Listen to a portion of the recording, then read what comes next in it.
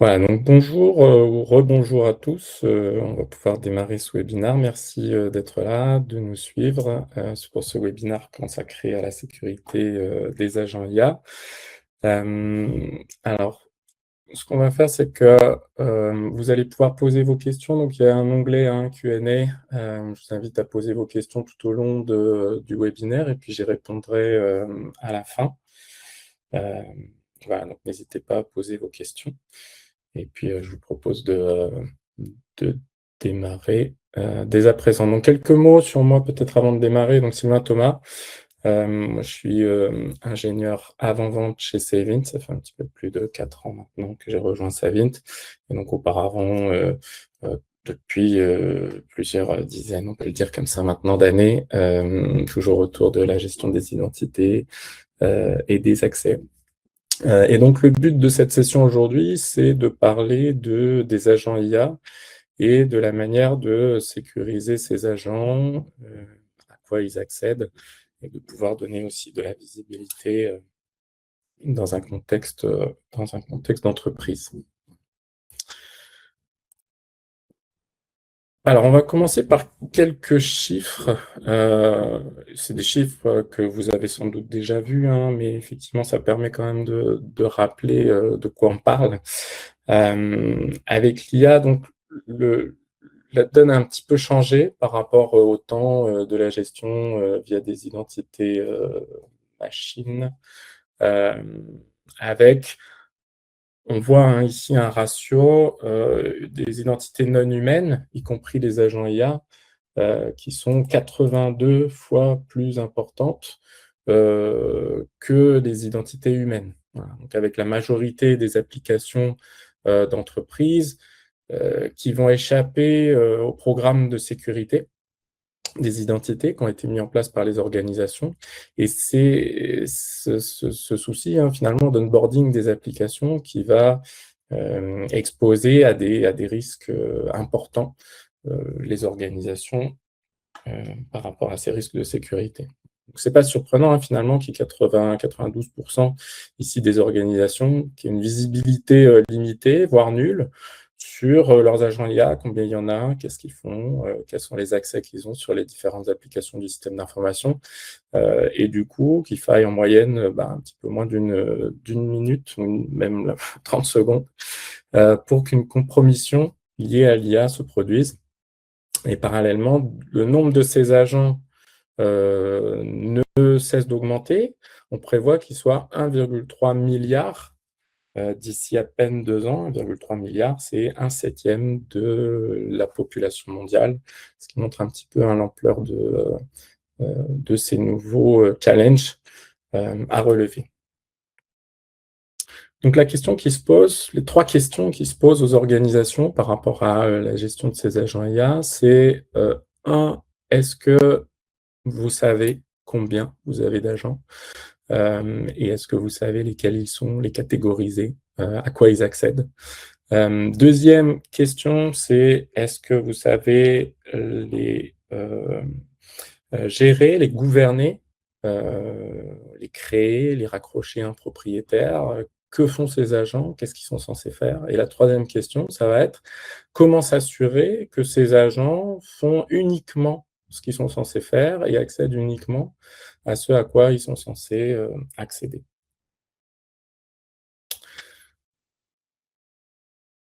Alors, la plupart des types d'identités dont on a l'habitude, entre guillemets, dans le domaine de l'IGA et qu'on a vu jusqu'à présent, que ce soit des identités humaines, des identités non humaines, voire des utilisateurs privilégiés, sont tous de nature déterministe. Qu'est-ce que ça veut dire? Ça veut dire que vous allez définir le champ d'application de ces identités, les limites, les autorisations, ce à quoi ils peuvent accéder, et puis elles vont faire exactement ce qu'elles sont censées faire. À l'inverse, quand on considère des systèmes agentiques ou des agents IA, ils vont être plus contextuels. Ils vont être attachés à un contexte, ils vont avoir une nature autonome. Ça veut dire que les LLM, qui sont un petit peu les cerveaux, large language model de ces agents IA, ils vont leur donner des instructions. Et ils sont incités, ils sont récompensés pour, fournir une réponse, et faire tout ce qui est nécessaire pour y parvenir. Donc au fur et à mesure que ces agents vont apprendre, ils vont s'adapter, ils vont raisonner, ils vont réagir et ils peuvent commencer à agir différemment de ce qui a été prévu, des limites qui leur ont été attribuées, lors de leur conception et donc c'est là un changement, fondamental qui fait que ces systèmes agentiques ont vraiment un caractère unique par rapport à des identités plus classiques. Et c'est pourquoi les systèmes finalement de gestion traditionnelle, d'IGA qui ont été conçus pour des utilisateurs plus déterministes, ben, sont pas forcément adaptés et s'appliquent pas, au monde de l'agentique. Pourquoi il faut gérer finalement, enfin créer des identités? Quel est le sens de créer une identité pour chacun de ces agents IA? Hem, alors, si on prend un exemple, par exemple, on se dit en tant qu'être humain, si vous discutez avec un bot, un agent IA, hem et que celui-ci va, apprendre, va s'adapter par rapport à ce que vous lui demandez, et qui s'écarte de ce qu'il était censé faire au départ, qui est responsable? Est-ce que c'est l'agent lui-même ou est-ce que, c'est, la personne qui est en train d'interagir avec cet agent? Problème de responsabilité ici. Un autre, schéma qu'on a observé, c'est que les capacités humaines sont étendues au travers de ces agents. Quand un humain discute, avec un bot, avec un agent, il dispose lui-même d'un large éventail d'autorisations. Donc, au moment où il discute avec cet agent, c'est ces autorisations qui peuvent être prises en compte et qui peuvent amplifier finalement l'ensemble des autorisations de ce que va pouvoir faire cet agent, des autorisations dont l'agent va pouvoir disposer. 3e cas, le plus complexe, c'est dans le cas où on a des, systèmes multi-agents, des agents qui vont discuter entre eux, communiquer entre eux et commencer à interagir, de manière incontrôlée. Comment attribuer la responsabilité de ces agents? Comment prouver lequel des différents agents, a dévié de son comportement normal? Et quel a été l'impact du résultat global sur les différents workflows?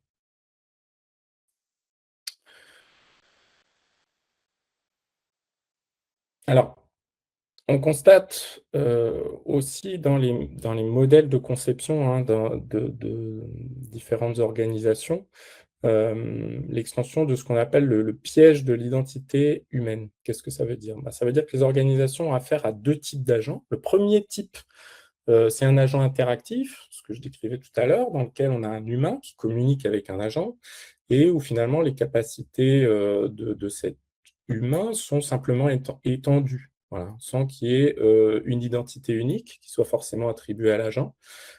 Ça pose un problème d'amplification des privilèges parce que les humains, ben, ils ont des, droits d'accès dans les différentes applications qui vont être peut-être plus étendus que le besoin de cet agent.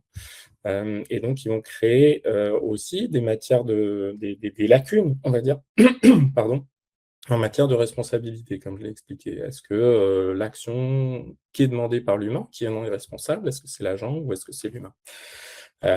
Et puis deuxième élément, c'est quand on va examiner un système autonome, avec des agents multiples qui vont, agir par rapport à des tâches qui leur sont données de façon, autonome, bah, les problématiques vont encore se multiplier.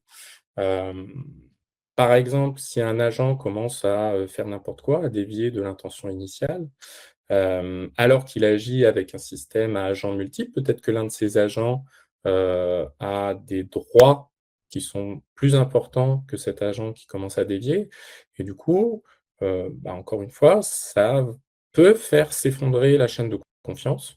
Les contrôles qui vont limiter la portée des incidents, malheureusement font souvent défaut. Surtout dans ce cas précis où finalement un seul agent compromis va pouvoir interagir, entraîner, des activités néfastes pour, l'ensemble de l'écosystème et compromettre, le contrôle global des différents workflows.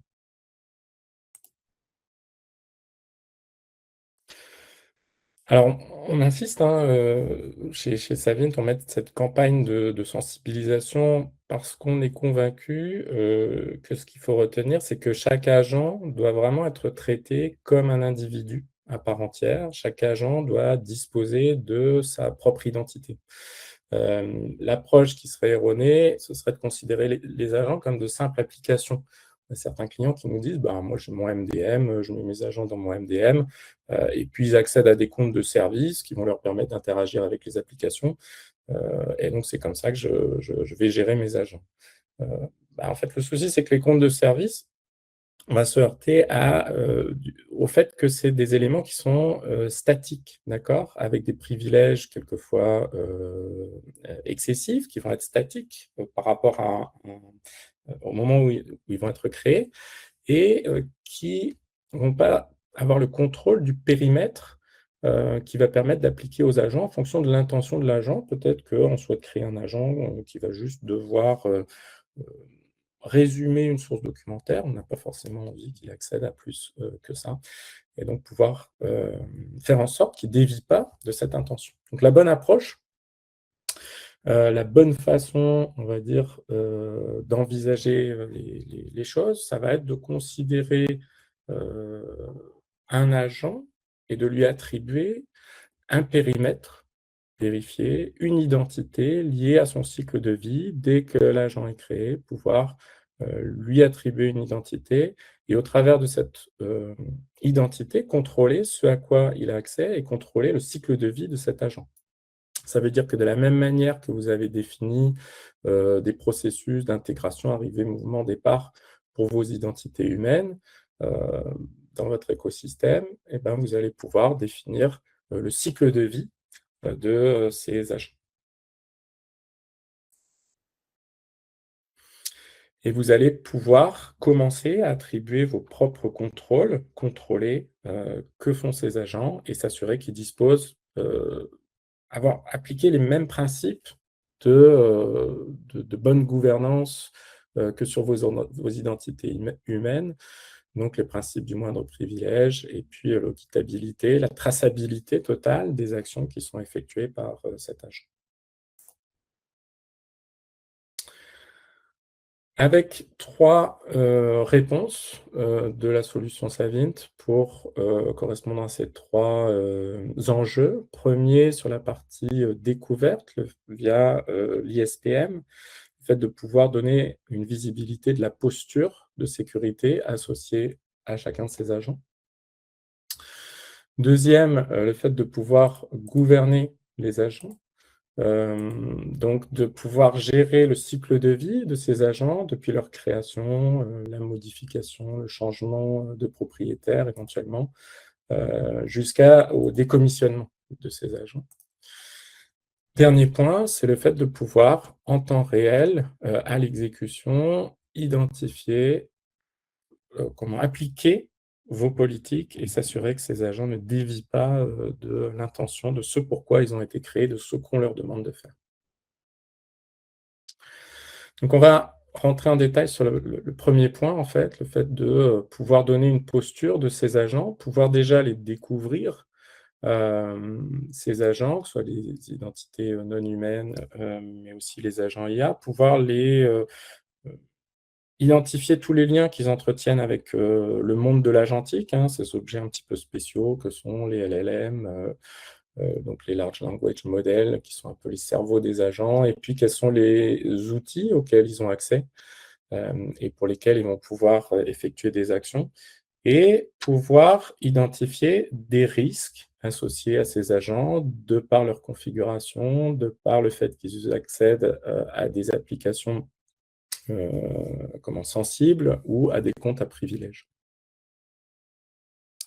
Voilà, donc ça va être au travers de l'ISPM. Ce que je vous propose, hein, c'est de voir sur la partie démo, en live, comment ça se présente dans la solution Savint. Donc là, je suis connecté à, l'ISPM Savint, qui est un dashboard, hein, qui va permettre de donner de la visibilité sur, les risques associés aux différentes identités, que ce soit les identités, humaines, non humaines ou agents IA.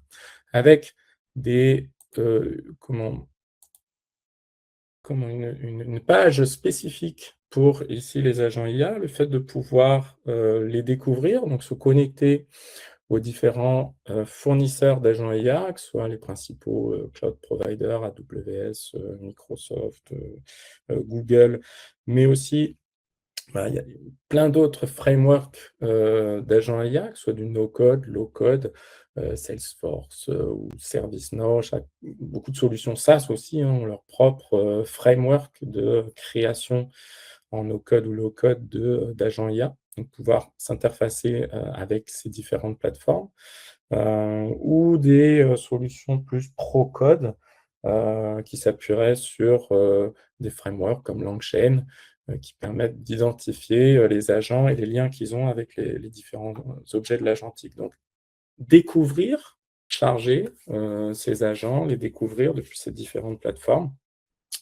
Et déjà, pour répondre à une première question, combien on en a? Ben, là, on a l'information. Et puis surtout, à partir de là, identifier les risques associés à ces agents. Combien on a ici d'agents qui n'ont pas de guardrails associés, qui vont se mettre peut-être à dévier ou à commencer à avoir des comportements inadaptés. Combien on a d'agents qui sont orphelins. Donc, au travers de ce qu'on appelle nous des findings, hein, qui sont ni plus ni moins que des anomalies associées aux agents, donc qui sont des indicateurs disponibles nativement dans la plateforme, qui vont permettre d'identifier ces anomalies et à partir de là, de commencer à prendre des actions. D'identifier aussi ces agents, quels sont en détail, quels sont les LLM qu'ils utilisent, par exemple, quels sont qui est la personne qui a créé cet agent, qui sont les propriétaires. Le fait de pouvoir identifier ça sous forme d'une timeline, savoir quand l'agent a été créé, par qui, avoir toute cette information finalement du cycle de vie de l'agent, le fait qu'il y ait ici un compte de service qui lui a été attribué, un propriétaire qui soit ajouté, peut-être qui peut utiliser cet agent, qui peut se connecter à cet agent, comment les différents attributs de l'agent ont été modifiés, quand et par qui, pour permettre de tracer la configuration de cet agent et comprendre les différentes versions et avoir cette notion de quand une action a été effectuée, pouvoir comprendre s'il y a eu des actions de modification préalables faites sur cet agent et l'identification éventuellement de findings spécifiques pour cet agent. En plus, le fait de pouvoir aussi identifier via les access graphs qui a accès à cet agent de façon très graphique. C'est-à-dire quelles sont les personnes qui peuvent accéder à cet agent, quels sont les modèles qu'il a, qu'est-ce qu'il protège, quelles sont les bases de connaissances auxquelles il a accès, voilà, de façon très graphique, identifier ces liens entre les différents objets du monde agentique. Donc c'est la première étape, hein, pouvoir donner de la visibilité sur les agents de façon complètement agnostique en termes de plateforme, hein, en pouvant se connecter sur différentes plateformes, identifier les risques, les prioriser, montrer les chemins d'accès à risque et donner des informations sur tous les événements qui sont intervenus dans le cycle de vie de ces agents. Deuxième pilier de cette approche, c'est la partie gouvernance. Ces agents, pouvoir leur attribuer une identité, pouvoir dire quand est-ce qu'ils ont été créés, pouvoir suivre ce cycle de vie, recertifier les droits périodiquement, en fait avoir une bonne gestion du cycle de vie de ces agents, de la même manière qu'on a une gestion du cycle de vie des identités humaines, avec des caractéristiques un petit peu spécifiques liées au monde de l'agentique, qui est que ces agents, ils peuvent être créés très facilement aujourd'hui sur des plateformes no-code, low-code, c'est très facile, même pour quelqu'un qui ne sait pas coder, de venir créer un agent qui va interagir avec les différents systèmes. Et puis, on parle beaucoup de la création, mais ces agents, c'est pareil, peut-être qu'à un moment, ils sont plus... leur propriétaire s'en va, quitte l'entreprise, ou bien ils n'ont plus de raison d'être, ce pourquoi ils ont été créés, la tâche n'a plus de raison d'être. Comment s'assurer du bon décommissionnement la fin de vie de ces agents. Avec, encore une fois, hein, si on doit résumer les raisons pour lesquelles, la gestion du cycle de vie de ces agents est nécessaire, ça va se résumer sur, ces 4 points clés. 1°, si vous vous préoccupez pas de l'enregistrement, bah, ça veut dire que vous attribuez pas d'identité à vos agents et donc ça, on a vu que c'était un point qui posait fondamentalement problème. 2°, si vous vous occupez pas d'attribuer un propriétaire à ces agents, ou s'il y a des, problèmes dans, l'attribution, de ces propriétaires, heu, à ce moment-là, vous n'avez pas une connaissance des responsabilités au sein de vos écosystèmes. C'est-à-dire que ces agents, les actions qui sont effectuées, à quelle personne, ou à quel service elles sont, imputables au final et qui doit, s'assurer que les actions qui sont effectuées par l'agent, sont bien toujours légitimes, 6 mois, 1 an, 5 ans plus tard. Et donc, bah, je disais, hein, on parle beaucoup du processus d'intégration, mais celui du décommissionnement, il est tout aussi important. Il y a des agents qui sont des agents éphémères, d'autres qui sont des agents, persistants. Comment on s'assure que les agents sont bien mis hors service au moment où ils doivent l'être, qu'il ne reste pas d'accès, résiduel pour ces agents et qu'il n'y a aucun accès qui persiste, suite à, leur décommissionnement. Enfin, un dernier point qui est tout aussi important, hein, c'est, très important de réfléchir à l'audit, la traçabilité de ces nouvelles identités et des actions qu'ils vont pouvoir effectuer. Donc, autre point, on s'intéresse également au problème du chaînage entre ces agents, dans le cas des workflows, des systèmes multi-agents. Lorsqu'un humain va, initier une tâche, interagir avec, un workflow qui va impliquer des agents, et que l'agent lui-même, le premier agent, décide de discuter avec, des sous-agents différents, qui peut-être va appeler encore un sous-agent qui, au final, va, appeler une application externe. On s'aperçoit là qu'effectivement, dans toute cette chaîne, si on a un agent qui dispose d'un accès qui n'est pas autorisé, et qui peut modifier ce processus, il va permettre à d'autres agents, bah, d'exfiltrer des données, de mener des activités suspectes, ou de provoquer, bah, ces exfiltrations de données. Voilà. Donc on va prendre quelques exemples concrets. Le premier, c'est un agent qui, est capable d'exporter des informations P2, PI, donc des informations personnelles identifiables. Hem L'agent d'origine peut très bien dire: «Ben, moi, j'ai jamais autorisé, cette action, j'ai jamais autorisé à aller consulter et exporter ces données personnelles». Et l'important ici, c'est vraiment le problème de la responsabilité, c'est de pouvoir, prouver quel est l'agent qui s'est mis à poser problème. Et pour ça, on a besoin qu'il y ait une traçabilité dans ce système de délégation, pouvoir tracer suffisamment qui fait quoi, qui a demandé quoi, pour, pouvoir résoudre ce souci. Le deuxième souci, c'est le problème d'échange ou blanchiment des tokens et des identifiants. Là encore, c'est un exemple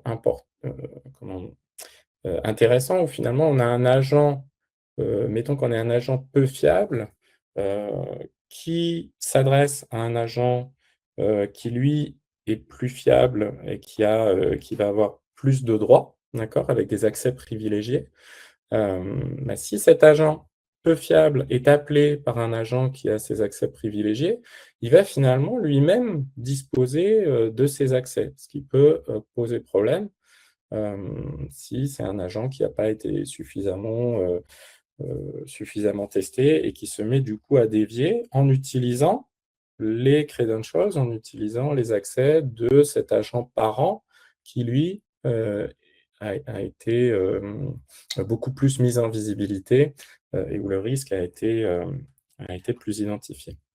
Voilà, donc ça, c'est des exemples concrets, hein, qui vont, illustrer finalement, Pourquoi on a besoin d'avoir ce cycle de vie de la gestion des agents? Pourquoi il faut réfléchir à, l'auditabilité des actions qui sont effectuées par ces agents, pour comprendre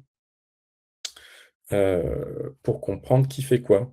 Et en fait, ce qu'on voit là, ce qu'il faut comprendre, c'est que, ça va il y a un vrai changement d'échelle, hein, par rapport aux identités humaines. Ça se produit à des rythmes, à des vitesses qui sont, sans précédent. C'est pourquoi la gouvernance, hein, et particulièrement la gouvernance, le fait de pouvoir une gouvernance à grande échelle, est particulièrement importante.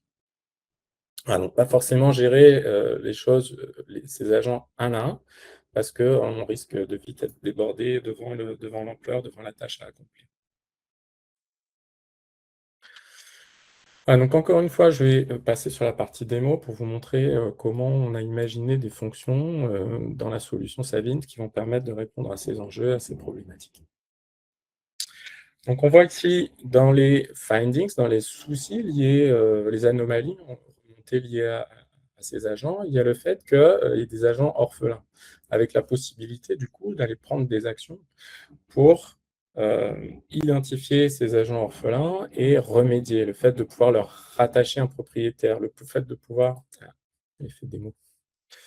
Le fait de pouvoir, rattacher un propriétaire à ces agents, le fait de pouvoir, hem comprendre, à quoi ils ont accès et pouvoir, prendre des actions de gestion du cycle de vie de ces agents. Ici, pouvoir identifier une criticité associée à ces agents, pouvoir leur attribuer aussi des labels, ça va permettre de cartographier, de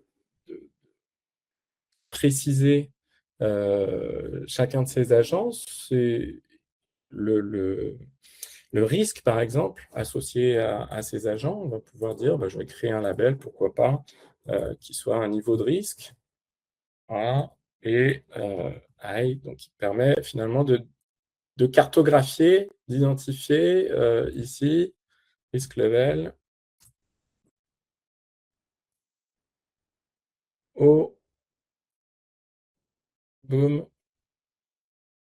Voilà, là, j'ai pu cartographier que c'est un agent à risque et donc d'avoir des workflows, d'avoir, des règles, des politiques qui s'appliquent à ces agents en fonction de ces labels, pour orchestrer les autorisations liées à ces agents. Et puis le fait de pouvoir leur attribuer des propriétaires. Alors, différents propriétaires, hein, encore une fois, dans cette chaîne de responsabilité, quand un agent est créé, qui est responsable? Est-ce que c'est, le développeur qui a créé cet agent?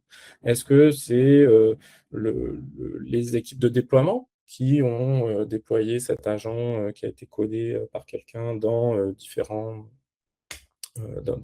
plateformes?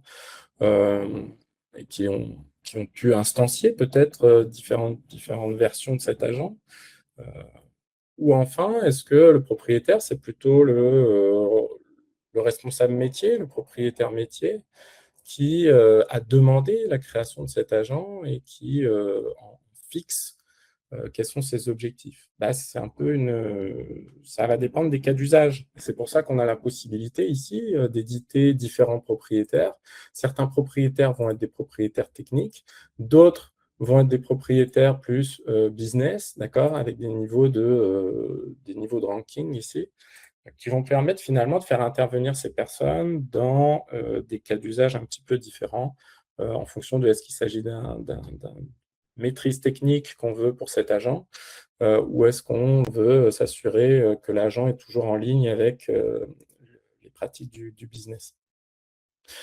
Donc, et puis de la même manière, si ces référents, ces propriétaires, changent, donc on sait au travers de la solution IGA, finalement gérer le cycle de vie, hein, de ces propriétaires, on va pouvoir appliquer, détecter ces événements de cycle de vie des utilisateurs humains et appliquer des actions, des politiques sur les propriétaires des agents qui sont sous la responsabilité de ces propriétaires pour, modifier les propriétaires, les réattribuer à quelqu'un d'autre à partir du moment où quelqu'un s'en va ou change de position dans l'entreprise. Donc ça fait encore plus sens de pouvoir créer ces agents, en tant qu'identité, et de les, intégrer dans une solution d'IGA qui a déjà cette vue, du cycle de vie des identités humaines. Et puis, bah, pouvoir aussi gérer les accès de ces agents, euh, à quel système ils vont pouvoir se connecter. Ici, il va pouvoir se connecter à Atlassian, Confluence, quels outils ou sous-ensembles d'outils ils vont pouvoir utiliser parmi ces systèmes, faire des demandes d'accès finalement à ces outils dans, euh, dans ces interfaces. Ça, c'est pour la partie gestion du cycle de vie. Alors là, on l'a fait de façon unitaire, hein, bien sûr. L'idée, c'est aussi de pouvoir appliquer des règles qui s'appuient justement sur les métadatas, qui s'appuient sur ces tags, parce qu'on veut immédiatement, dès qu'un agent est créé, pouvoir peut-être, via ces règles, automatiquement leur attribuer un propriétaire en fonction de la plateforme sur laquelle ils sont créés, en fonction de tags, du fait qu'ils ont été créés par tel ou tel métier, et automatiquement pouvoir, au travers de ces règles, leur attribuer un propriétaire sans avoir à le faire de façon manuelle, du fait de la grosse volumétrie qui est attendue dans la gestion de ces agents. Donc ça, c'est le deuxième point, la partie gouvernance. Donc on a parlé de la posture, de la découverte, identification des risques. Deuxième volet, deuxième pilier, c'était la gestion du cycle de vie de ces agents. Et troisième volet, ça va être comment s'assurer, contrôler en temps réel, au moment de l'exécution, si l'agent fait bien ce qu'il est censé faire. Est-ce qu'il n'est pas en train de dévier de l'intention initiale, de ce pourquoi il a été conçu? Pour ça, la réponse de la solution de notre plateforme, ça va être de fournir cette gateway, Savint, un access gateway, qui va permettre d'évaluer en temps réel est-ce que l'agent est autorisé à effectuer l'action qu'il s'apprête à faire. Donc, c'est une gateway qui est en coupure entre l'agent et les différents systèmes, que ce soit vos MCP serveurs, donc les outils qui vont permettre d'accéder à des informations de votre système d'information, d'accéder à des bases de connaissances, ou des outils qui vont même permettre à l'agent d'agir, d'aller prendre des actions, créer des éléments dans vos différents référentiels. Donc, c'est là que le risque est le plus important finalement, c'est au moment où l'agent soit va consulter des informations de votre SI ou s'apprête à effectuer des actions dans votre SI. C'est là que fait sens d'avoir cette gateway en coupure pour évaluer en temps réel est-ce que les actions que s'apprête à faire l'agent sont vraiment légitimes. Voilà, donc imaginons sur ce scénario, c'est un exemple, un utilisateur métier qui va demander à un agent IA de procéder à un nettoyage des enregistrements clients du CRM, d'accord, qui sont obsolètes, en identifiant tous les enregistrements qui sont anciens. Voilà.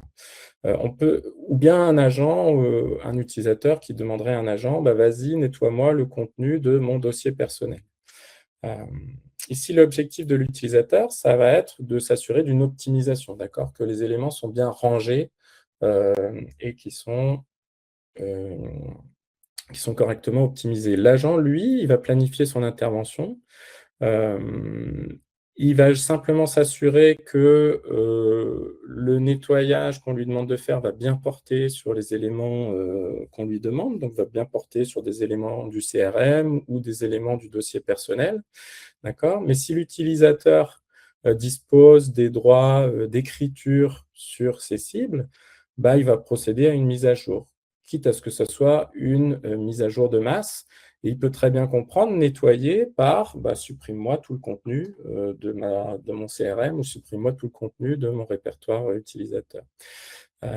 Est-ce que c'était l'intention initiale? Pas forcément. Et donc, c'est là qu'intervient la Gateway Savint, qui, comme vous le voyez, va se positionner en coupure ici entre l'agent, le plan de l'agent, et les cibles, le CRM, les répertoires dans lesquels il y a les dossiers de l'utilisateur et les fichiers de l'utilisateur, qui va, cette gateway, interpréter l'intention de l'utilisateur et évaluer le risque en temps réel et prendre une décision, alors en fonction des politiques que vous allez pouvoir enforcer dans la solution. Voilà, donc c'est important, un point important de pouvoir avoir cette gateway qui contrôle les actions que s'apprête à faire l'agent. Donc comment on fait ça? Comment ça fonctionne? Donc sur la partie gauche, vous voyez un peu tous les agents qui, eux, vont alors que ce soit des agents du système RH, que ce soit des agents financiers finalement, ils sont créés avec une intention. L'intention, c'est de communiquer ici sur la droite avec les applications cibles, d'accord? Que ce soit du SAP, que ce soit des ERP, ServiceNow, l'ITSM. Et au milieu, la passerelle Saving va exposer différentes interfaces. L'interface 1, ça va être d'exposer au travers de cette interface MCP, exposer les cibles aux agents. Voilà, donc leur permettre d'interagir avec les différentes API ou les MCP des cibles. Et ensuite, elle va proposer aussi un moteur de politique qui va permettre de réaliser différentes choses. En un, pouvoir effectuer une analyse approfondie de l'intention de l'utilisateur. Ça veut dire, si dans l'exemple précédent, si on a demandé de nettoyer les dossiers CRM, qu'est-ce que ça veut dire vraiment? Qu'est-ce que cherche à faire l'utilisateur? Et puis, vous allez pouvoir appliquer des politiques plus basiques, telles que, par exemple, dire à aucun moment, il n'y a pas d'agent malveillant ou d'agent qui n'a pas de propriétaire métier, par exemple, qui va pouvoir interagir avec les cibles. S'assurer qu'il n'y a pas des actions de masse qui sont effectuées.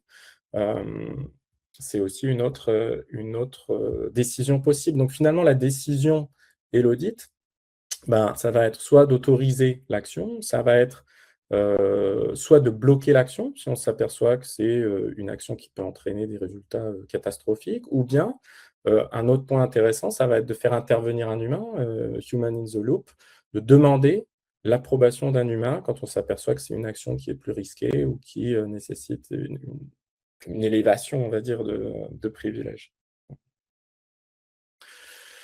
Et donc tout ça, ça va permettre finalement à n'importe quel client de s'assurer que les politiques sont toujours appliquées au moment de l'exécution, à l'exécution, voilà, qu'il s'agisse d'accès, de règles d'accès ou de n'importe quelle politique.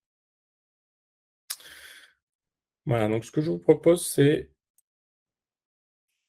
de voir ici, là, sur cette représentation, hein, comment ça se passe. Donc, la gateway Saving, elle va se positionner vraiment en coupure, comme je disais, entre l'agent et le MCP serveur et les outils.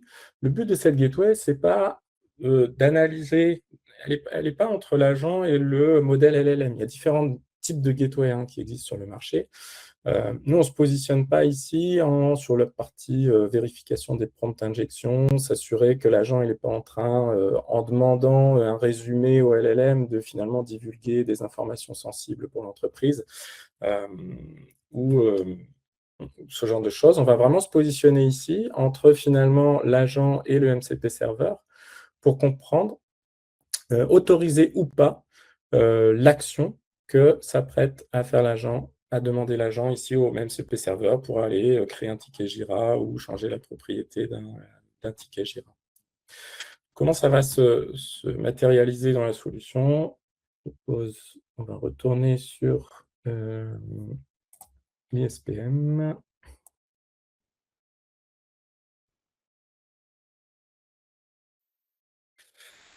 Finalement, on va pouvoir créer ces Access Gateway. Donc là, j'ai un certain nombre, on peut créer une nouvelle Access Gateway. Là, je vais regarder une Access qui existe déjà, où on va pouvoir configurer, attacher alors, ce qu'on a des flux sortants, c'est-à-dire cette Access Gateway, à quels outils elle va pouvoir se connecter, que ce soit des MCP serveurs, que ce soit des API REST, tout simplement, et exposer ça aux différents agents. Mettre en place les politiques, que ce soit des politiques assez basiques comme bloquer les agents qui n'ont pas de propriétaire, des agents qui sont dans un statut particulier ou en fonction d'une plateforme, d'un modèle LLM, pouvoir utiliser les informations qu'on a vues, on a vu tout à l'heure, qu'on avait la capacité d'autoriser ou pas, faire des demandes d'autorisation pour qu'un agent accède à un certain LLM, accède à un sous-ensemble des cibles qui sont exposées par l'agent. Et puis aussi, s'assurer qu'on a bien un agent, une action qui est en train d'effectuer par l'agent qui est bien conforme à l'intention, de l'agent. Voilà et donc après des informations d'authentification bien sûr, hein, qui permettent alors ça c'est plutôt de l'identification, hein, on va demander à un agent de s'identifier auprès de la gateway, parce que c'est plutôt des clés API, mais aussi le fait de pouvoir, transmettre des, données d'autorisation, d'identification entre l'utilisateur qui va être connecté, qui va, discuter, si on parle de chatbot avec l'agent, hem, pouvoir comprendre qui est cet utilisateur et pouvoir appliquer au niveau des politiques, une intersection des droits entre l'utilisateur qui est en train d'interagir avec l'agent et les droits de l'agent lui-même, même si l'utilisateur a le droit d'écrire dans une base de connaissances, par exemple. Si on a dit que l'agent, lui, son intention, enfin, ce pourquoi il a été créé, c'était uniquement d'aller faire des résumés du contenu de cette base de connaissances, il n'y a pas de raison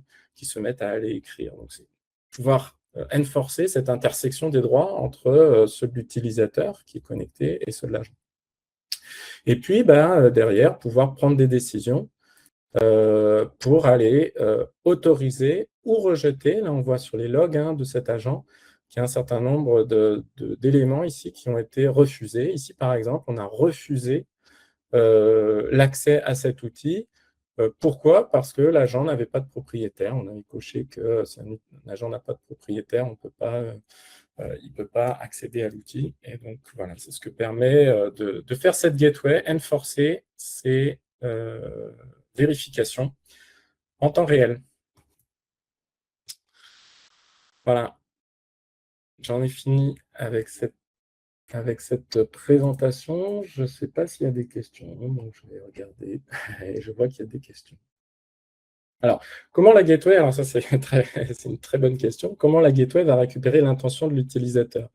Bah, l'intention de l'utilisateur, il va falloir deux choses. Il y a l'intention de l'utilisateur lui-même qui va poser les questions, si on est dans le cas d'un chatbot, et puis il y a l'intention de l'agent. Donc déjà, l'intention de l'agent, on va pouvoir, au travers de la description, au travers du prompt euh, de cet agent, donc analyser ce prompt et en déduire ce pourquoi l'agent a été créé. De la même manière, pouvoir analyser ce que le message d'origine de l'utilisateur dans le cas des workflows d'agents qui appellent des agents, qui appellent d'autres agents, etc.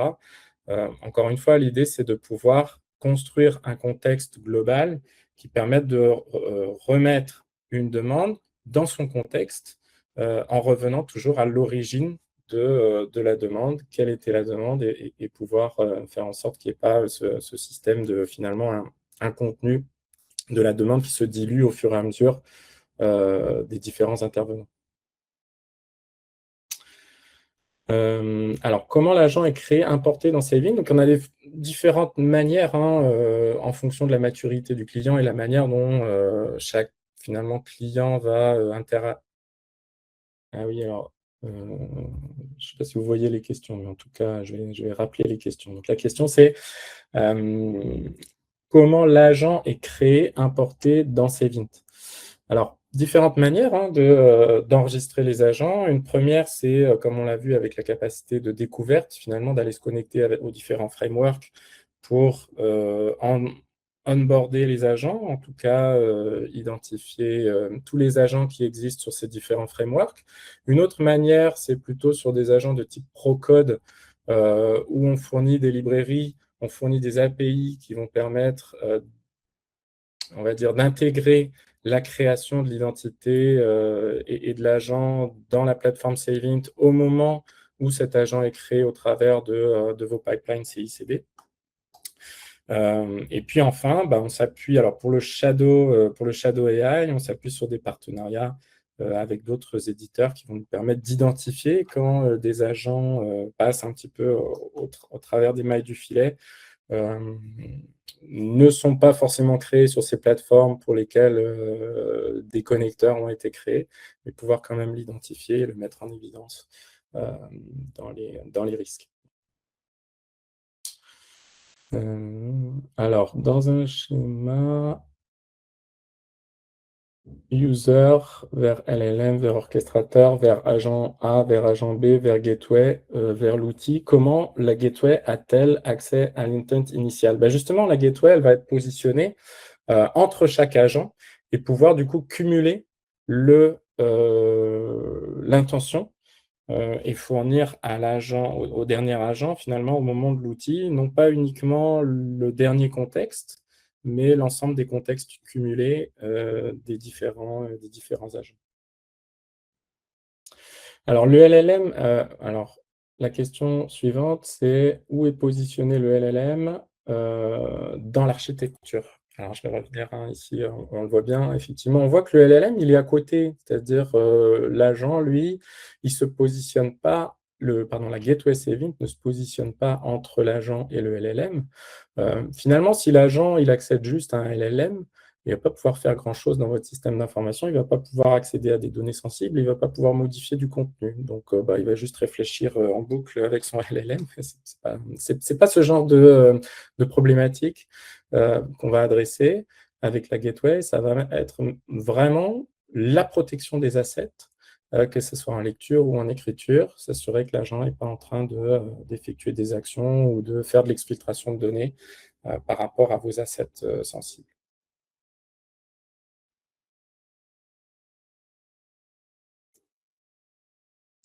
Alors, est-ce qu'on autorise les agents partagés? Oui, on va permettre à un agent alors, la connexion inbound, c'est ce qu'on voit ici, hein, c'est-à-dire qu'on va pouvoir on a, comme on le disait, hein, il y a vraiment deux types d'agents. Il y a les agents qui sont déjà des agents autonomes et des agents plutôt de type bot, où on va pouvoir sécuriser non seulement le côté, les flux sortants, on va dire, en sortie, quels sont les outils auxquels cet agent va accéder, mais les flux entrants aussi, quels sont les utilisateurs qui sont autorisés à accéder à un agent. C'est un agent qui va permettre d'accéder à des données d'une application financière ou d'un CRM.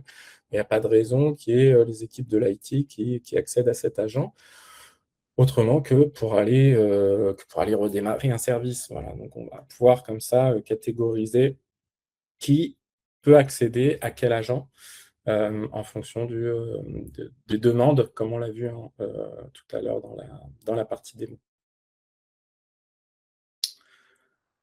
Alors pour la partie Shadow AI, j'ai répondu. Et puis enfin, dernière question, comment concrètement l'intersection des droits entre ceux de l'utilisateur et ceux des agents est réalisée? Comment les droits sont formalisés? Les droits, c'est l'intérêt hein, effectivement de notre plateforme Converger Savint.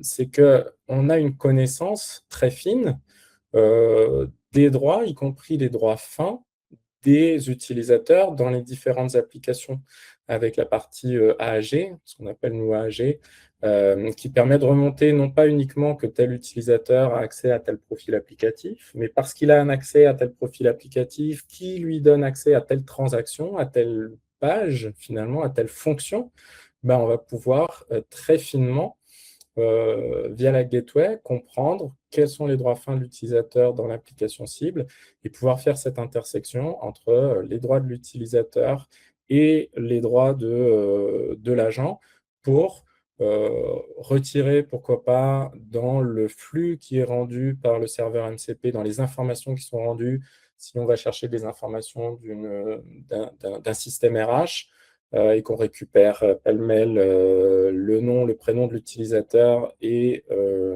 son salaire, on va pouvoir filtrer cette information-là et ne présenter à l'agent que ce qui est légitime pour lui et que ce qui est légitime pour l'utilisateur de consulter.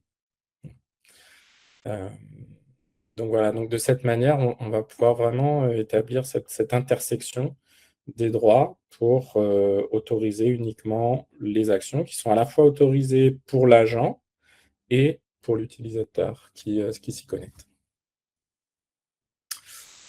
Voilà, merci en tout cas à tous pour vos différentes questions, pour votre participation et puis je vous dis à très bientôt pour un prochain webinaire. Merci, à bientôt.